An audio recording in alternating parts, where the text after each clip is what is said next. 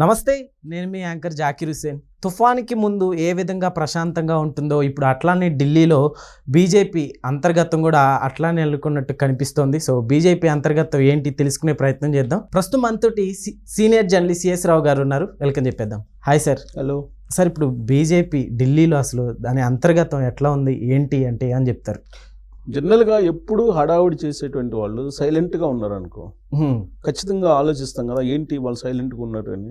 అలానే ఎప్పుడు హడావుడిగా రకరకాల టూర్లతోటి బిజీగా ఉండేటువంటి ప్రధానమంత్రి నరేంద్ర మోడీ గారు ఈ మధ్యకాలంలో విదేశీ టూర్లు కూడా ఆల్మోస్ట్ రద్దు చేసుకున్నారు. వెళ్ళటం లేదు, టూర్ షెడ్యూల్ లేవు. కానీ రాష్ట్రాలకు సంబంధించినటువంటి విజిట్స్ ఉన్నాయంటే అవి కూడా లేవు.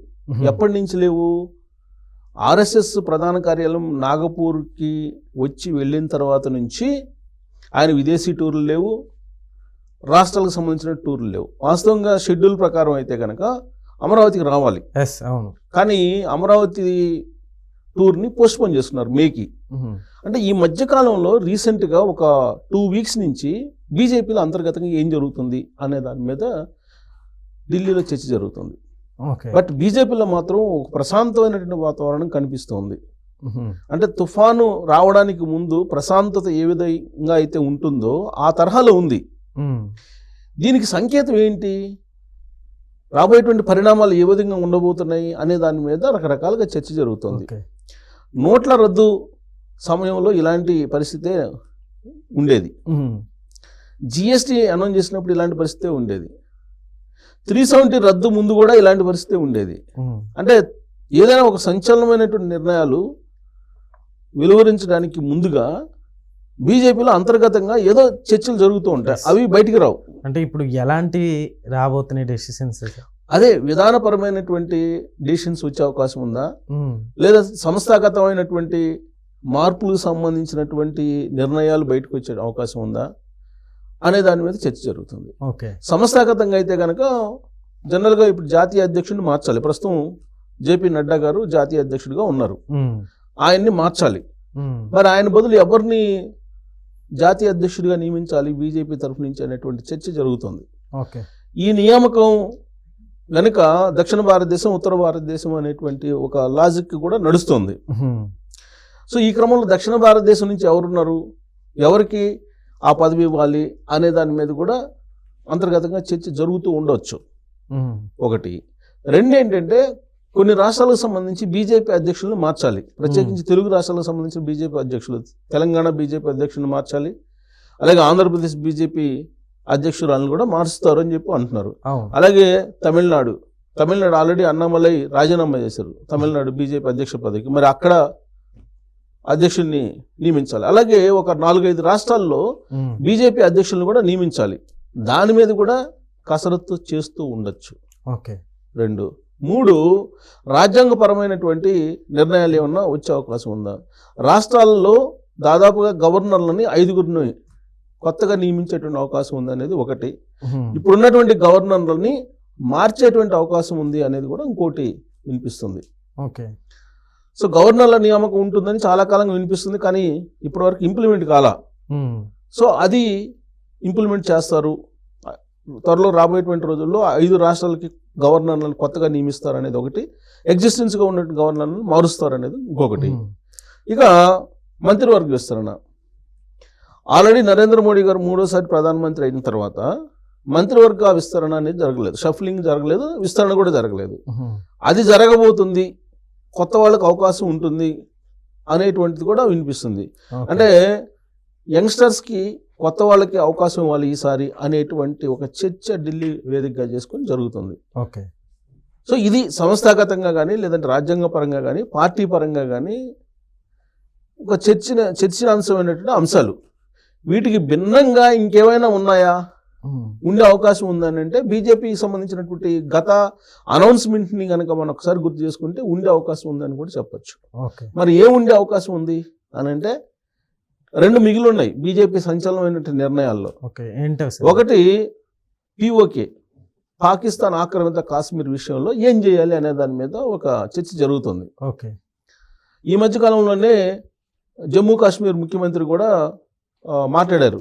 మాట్లాడుతూ పిఓకేని హ్యాండ్ ఓవర్ చేసుకుంటే మేము వద్దన్నామా అని చెప్పేసి అన్నారు. సో పిఓకే మీద ఏమన్నా డెసిషన్ వచ్చే అవకాశం ఉందా? పిఓకి సంబంధించి ఇప్పటికే పాక్ ఆక్రమిత కాశ్మీర్ మాదే అని చెప్పి భారతదేశం అంటుంది, ఎప్పటి నుంచో అంటుంది. మరి దాన్ని హ్యాండ్ ఓవర్ చేసుకోవాలి కదా.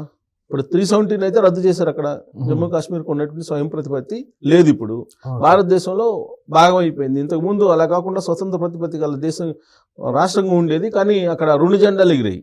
ఆ సిస్టమ్ని తీసేశారు, 370 రద్దుతోటి పోయింది అది. మరి ఏం జరుగుతుంది? పిఓకే సంబంధించింది ఒకటి. 2, రాజ్యాంగంలో ఆర్టికల్ 30 అని ఒకటి ఉందండి. దీని ప్రకారం ఏంటంటే హిందూ సంస్కృతి సాంప్రదాయాల్ని పాఠశాలల్లో బోధించకూడదు. అదేంటి సార్? అది అప్పట్లో రాజ్యాంగంలో నెహ్రూ గారు పెట్టారు అనేది. ఆ విషయంలో అప్పుడు సర్దార్ వల్లభాయ్ పటేల్ గారికి నెహ్రూకి మధ్య తారాస్థాయిలో అభిప్రాయ భేదాలు ఈ విషయంలో ఉండేవి అనేది కూడా సోషల్ మీడియాలో గత కొన్ని రోజుల నుంచి తిరుగుతున్నటువంటి న్యూస్. సో దాన్ని ఆర్టికల్ 30A దాన్ని సవరించడం ద్వారా మదరసాలు పెట్టుకొని ముస్లిమ్స్ ఏ విధంగా అయితే వాళ్ళ మత ప్రచారం చేసుకుంటున్నారు, అలాగే క్రిస్టియన్స్ స్కూల్స్ పెట్టుకొని వాళ్ళ మతాన్ని ఏ విధంగా చేసుకుంటున్నారు, అదే తరహాలో హిందువులు కూడా పాఠశాలల నుంచి సనాతన ధర్మాన్ని, హిందూ ధర్మాన్ని బోధించే అవకాశం ఉండేలాగా సవరించేటువంటి అవకాశం ఉందనేది ఒకటి. అంటే గురుకులాల టైప్లోనా సార్? గురుకులాల టైప్లో. 2 ఏంటంటే తాజాగా ఇవాళ జరిగిన డెవలప్మెంట్ ఉత్తరప్రదేశ్లో మత మార్పిడులు చేస్తే శిక్ష, జీవితకాల జైలు శిక్ష విధించేలాగా ఒక చట్టాన్ని తీసుకురావాలి అనేది ఒకటి వినిపిస్తుంది. ఆల్రెడీ ఉత్తరప్రదేశ్లో యోగి ఆదిత్యనాథ్ సీఎంగా ఉన్నారు. ఆయన ఏదో చట్టం తీసుకొచ్చి దానికి సంబంధించినటువంటి ఒక తీర్మానాన్ని క్యాబినెట్లో పాస్ చేశారని చెప్పి సోషల్ మీడియాలో వస్తుంది, ఇంకా ధృవీకరణ కాలేదు. అది మరి ఆ ఆలోచన కూడా ఉంది, మత మార్పిడులని నిరోధించేటువంటి చట్టం తీసుకురావాలి అనేది. మత మార్పిడులు చేసే వాళ్ళు శిక్ష అనుభవించాల్సిందే అనేటువంటిది. ఎవరైతే వెళ్ళి బలవంతపు మత మార్పిడులు చేస్తూ ఉన్నారో, లవ్ జిహాద్ అనేది ఉందో, ఇవి వాస్తవంగా కూడా ఇవి నేరాల కింద పరిగణించాలి, వాళ్ళకి శిక్ష వేయాలి అనేది ఇంకోటి ఉంది. మరి ఇలాంటి డెసిషన్స్ ఏమైనా అనౌన్స్ చేస్తారా అనేది రకరకాలు వినిపిస్తున్నాయి. అదే నేను చెప్పేది, స్టార్టింగ్లో నేను చెప్పా, ఎప్పుడు కూడా హడావుడిగా గందరగోళంగా ఉండేటువంటి బీజేపీలో ఇప్పుడు ప్రశాంతంగా ఉంది. ఎప్పటి నుంచి ప్రశాంతంగా ఉంది? నాగపూర్ వెళ్ళిచ్చినప్పటి నుంచి ప్రశాంతంగా ఉంది. మరి నాగపూర్లో ఉండేటువంటి ఆర్ఎస్ఎస్ ప్రధాన కార్యాలయం ఇచ్చినటువంటి డైరెక్షన్ ఏంటి? మరి అక్కడ ఏం చెప్పారు? అక్కడ రూట్ మ్యాప్ ఏంటి? అక్కడ బ్లూ ప్రింట్ ఏంటి? దాన్ని ఇంప్లిమెంట్ చేసేటువంటి క్రమంలో ఎలాంటి డెసిషన్స్ రాబోయేటువంటి రోజుల్లో రాబోతున్నాయి అనేది అందరూ ఆసక్తిగా చూస్తున్నారు. సో ఇప్పుడు తుఫాన్ ముందు ప్రశాంతత అయితే కనిపిస్తుంది ఢిల్లీ బీజేపీలో. రాబోయే రోజుల్లో ఏం జరుగుతుంది? ప్రధానమంత్రి నరేంద్ర మోడీ గారిని మార్చబోతున్నారు, ఆయన ఆ పదవి నుంచి వైదొలగబోతున్నారు అనేది ఆ నాగపూర్ టూర్ దగ్గర నుంచి వినిపిస్తుంది. మరి అదేమైనా బయటకు వస్తుందా? ఇప్పటి వరకు దాని గురించి ఎవరు మాట్లాడాల. ఒకళ్ళిద్దరు మహారాష్ట్రకు సంబంధించినటువంటి నేతలు మాట్లాడడం తప్పితే ఢిల్లీ బీజేపీ పెద్దలు ఎవరు కూడా దాన్ని మాట్లాడాల, దాని గురించి అనౌన్స్ చేయాల. పైగా యోగి ఆదిత్యనాథ్ గారు పశ్చిమ బెంగాల్కి సంబంధించినటువంటి అల్లర్ల గురించి మాట్లాడుతున్నారు. దాని గురించి మాట్లాడాల్సింది ఎవరు? కేంద్ర హోంశాఖ మంత్రి అమిత్ షా గారు, నరేంద్ర మోడీ గారు మాట్లాడాలి. మరి వాళ్ళు మాట్లాడట్లా. అంటే దేశ రాజకీయాల్ని యోగి ఆదిత్యనాథ్ గారికి అప్పచెప్పారా? అంటే ఆర్ఎస్ఎస్ అలాంటి గైడెన్స్ ఇచ్చిందా? మరి ఎన్నిటి కూడా క్లారిటీ రావాలంటే కనుక ఢిల్లీ బీజేపీ పెద్దలు ప్రశాంతంగా ఇప్పుడు మౌనంగా ఉన్నారు. ఆ మౌనం వీడితే కనుక వీటన్నిటికీ మనకి సమాధానం దొరకదు. ఇన్ని రకాల డౌట్స్, ఇన్ని రకాల చర్చలు జరుగుతున్నాయి రాజకీయాల్లో. వీటన్నిటికీ త్వరలోనే సమాధానం లభిస్తుందని చెప్పి మనం అనుకోవాలి. Okay sir, thank you.